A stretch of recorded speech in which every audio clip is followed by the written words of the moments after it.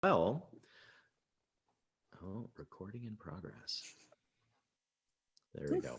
So, what I want to do today is essentially just walk you through a few things. Um, can everyone hear? And everyone see? Mm-hmm. We're good. We're just going to walk you through a few things that will allow you to increase revenue in your business and do it fairly quickly. These are things that you can put into place almost immediately. Within the next 90 days, you should see an impact from actually employing these tactics. What I'm going to do is just talk about a few of my top 8 tactics. 3 of them actually is what we're going to have time for today, because I have 15 minutes, plus I want to leave a lot of time for questions and things like that. So the first thing that we're going to talk about is making your advertising actually successful. Make it work for your business. In order to be successful in advertising, it sounds like you need to be a bit of a mind reader, but you really don't. You have to actually just enter the conversation that's going on in the mind of your clients, your potential clients. Again, you don't have to be a mind reader. You just have to answer one of two things, which is what is the problem that your client has that they want to go away, or what is the result that they desire that only you can bring them? That's going to be the hot button issue that you're going to center your marketing towards. Now, once you figure that out, you need to go to the next step and actually market towards that. So in order to make it be effective, I use something I call the conversion equation. The conversion equation is 4 steps, and I use it for all of my marketing, whether it's social media, on my webpage, or even talking to the guy at Starbucks. It really doesn't matter because that's all marketing. But I use this structure for my elevator pitches and everything else. So 4 steps. The first is interrupt. If you don't grab people's attention, your ad could be the best thing ever, but it's worthless if they don't pay attention to it. This is where most advertising, like Coca-Cola and all that kind of stuff, ends.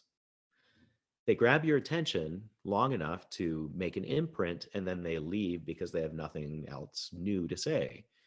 But we can't afford that because we don't have the budget of Coca-Cola. So let's dig in a little bit farther. So engage. And the engage step is the promise of a solution coming up. It's saying, if you give me some more time, I'm actually going to solve your problem. And I'll show you how. See, interrupt is fine, but as soon as the mind pays attention, it seeks out engagement. If it doesn't find anything new, it'll go back into autopilot and you've lost them. So interrupt, engage, then we have to go to educate. This is the promise of the engagement.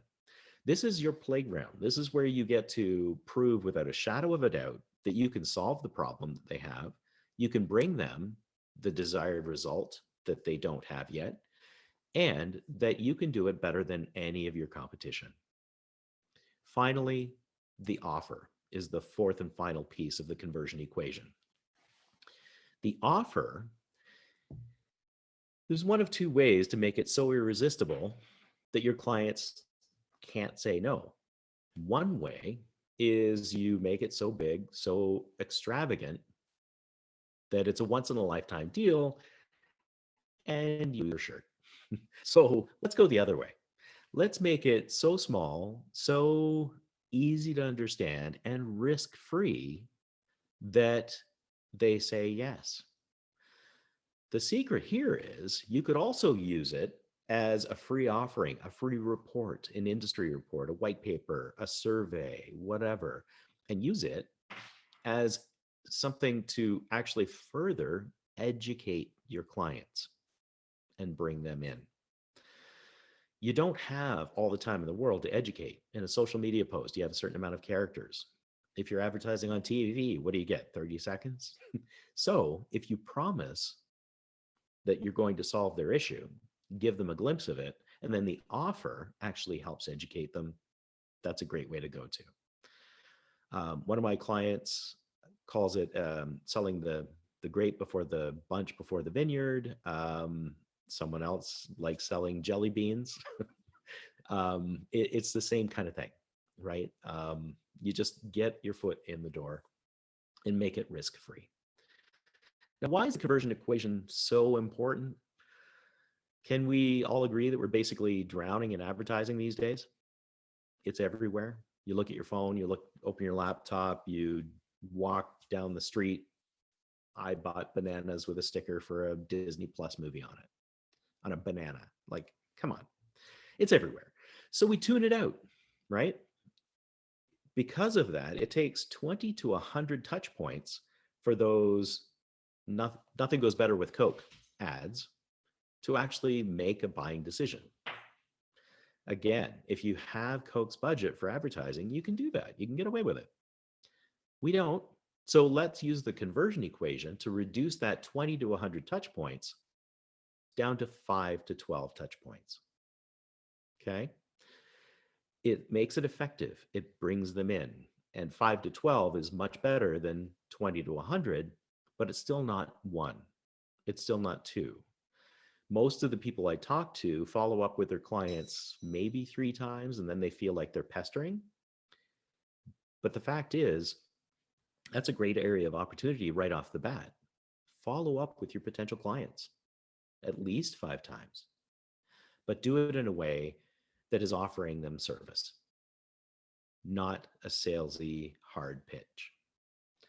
Now, one of the other reasons why most advertising doesn't work today is if they go past the interrupt, they're really only talking to the less than 1% that are now buyers. They're ignoring the other 99+% of people who are out there who are potential customers in the future. Are you the victim of a hit and run accident? Well, come on, man. How small is that pool? First of all, you have to be hit by a car. You have to have been a survivor of that. Then it has to be a situation where that person who hit you took off. Wow. Talk about a small pool of customers that you're talking to, right?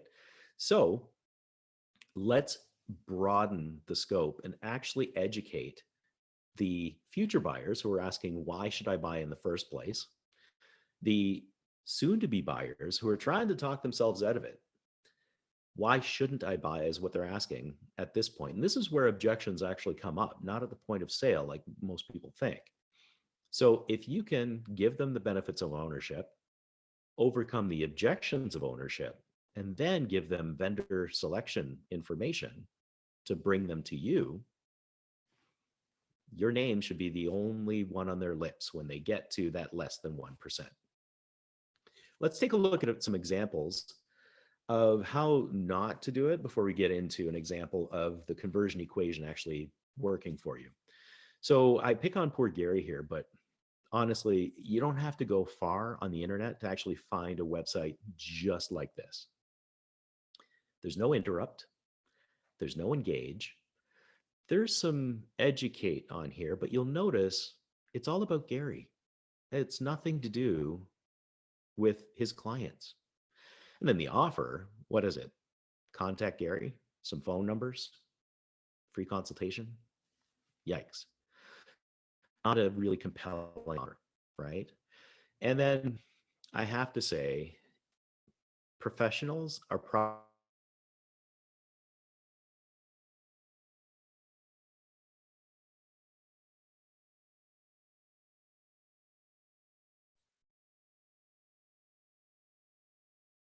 Jason, we lost you.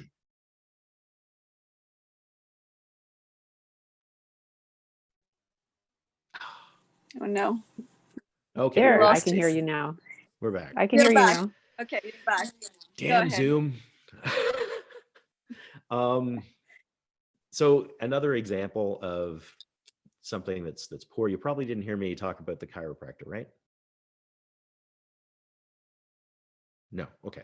So essentially, this is an ultimate example of a less than 1% marketing. They'll list what they do and then put a phone number. If I don't have a sore back, I'm not calling them. But in fact, a month down the road, when I hurt my back, I'm probably not remembering this website. It doesn't do anything for the future buyers. It doesn't do anything to facilitate your buying making journey. So let's talk about the conversion equation, how it does work, how it helps. Here's an example of someone that I did help out. When I first was meeting with this doctor, this was his web page. You know, happy dad, happy kid, parenting advice and resources from Dr. John Smith. That's not his real name. He asked me to withhold it, but that's fine. This is essentially his website. And in the middle is his laundry list of things that he did, which, okay, none of that's really reflected on the page.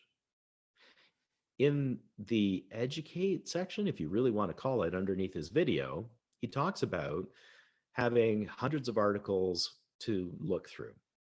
Now, while that seems like a bit of an offer, it's really a lot of homework, especially if you are dealing with emotionally disturbed kids at home. So we got away with that, or did away with it, redid it, and here is the new squeeze page. You'll notice, first of all, we got rid of all of the other navigation buttons. It is just a squeeze page. We want you to concentrate on this and this alone. No longer is the happy dad, happy kid there. In fact, it's a picture probably reflecting what's going on at home. The interrupt. Are you sick and tired of the yelling, screaming, and belligerent attitude of your child? Now you can discover the secrets to controlling your child and instantly restore peace and quiet in your home. How's that for an engage? And then the educate. If you take a look at underneath the video, this is the print, just in case you couldn't read it. But essentially, it's talking to client. It's talking to the potential client. It no longer is just, here's what we have for you, here's how great we are. Gone is the free consultation, because we've taught people that free consultation means I'm going to try and sell you something. Now, enter your first name and your email into the box on the right, and I'll send you a series of 60-second techniques that will immediately restore peace and quiet in your home. If that picture is a reflection of what's going on at home, wouldn't you want that? And it self-qualifies people. If you're at home and it's all puppy dogs and rainbows, you're not entering your name and email address. You're already disqualifying yourself. You don't have to weed through people who sign up for this. So this is great, Jason, but what did it actually do? Okay. On the old site, he was essentially getting 300 visits per month. 10% of those asked about the consultation, and 10% of that actually became clients. When we made the change, we did not drive more traffic to the website, so he was still getting 300 eyeballs on there. But now he was getting 20% requesting the offer, and 10% of those became clients. So he actually had a 100% increase by simply making this change. His average sale value is $800.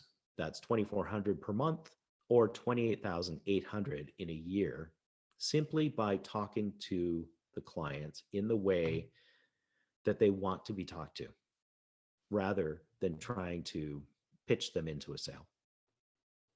So that's the conversion equation as a whole. We'll get to questions and answers, but I'm running out of time, so I really have to buzz through the next couple. So what I want to talk about next is another way to drive leads to you, and that is joint ventures.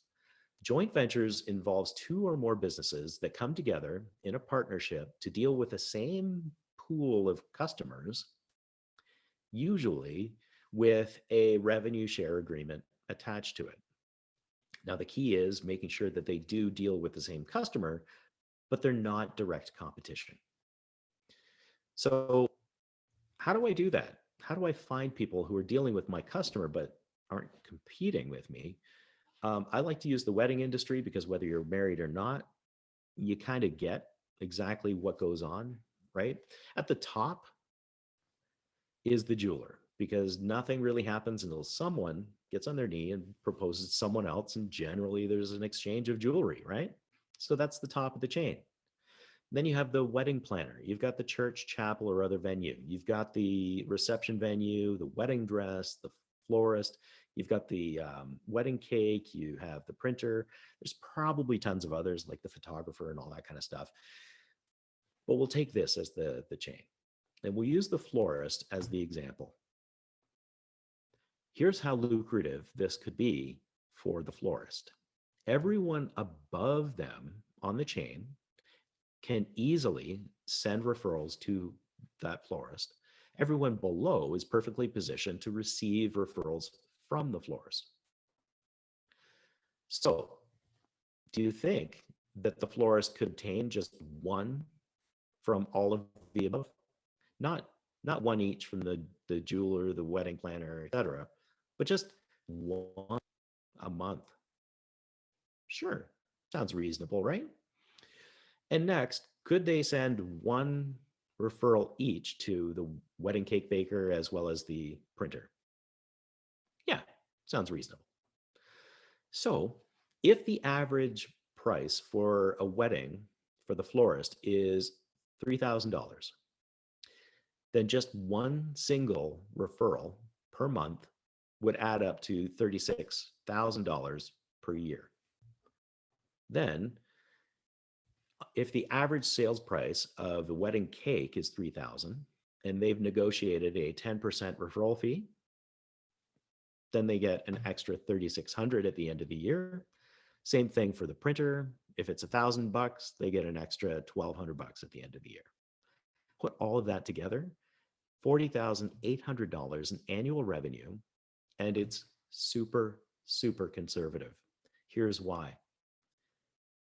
Think of the territory of this florist. They can ship flowers as far away as before it dies, right? So think of that sphere of people. How many jewelers are in that circle? How many wedding planners? How many churches, chapels, other wedding venues? How many wedding dress manufacturers and retailers? If you start compounding that and thinking about even just all of the jewelers, it's a massive opportunity for more joint ventures. And do you think you could get one new joint venture per month to build on top of your library? Probably. So I'm already over time by 3 minutes. I'm going to try and squeeze in one more because it's what I really wanted to do and it's super short. So downselling. Everybody gets the idea of cross-sell, upsell, right? So upsell, do you want a biggie size of that? Cross-sell, do you want fries with that? That's the gist of it. And thank you, McDonald's, for making it so easy to make that example. A lot of people don't consider the downsell. The downsell is essentially a retreat position where you can go, giving the potential buyer an opportunity to say something other than no. That's what it's for. So if someone declines your main offer, you can offer them an alternative at a lower price. I am not saying give them the same thing at a discounted rate. That's not what I'm saying. So the goal is basically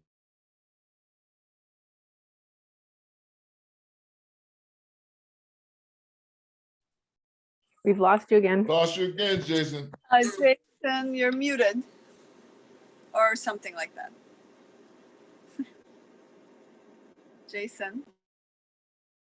Oh. And I'm back.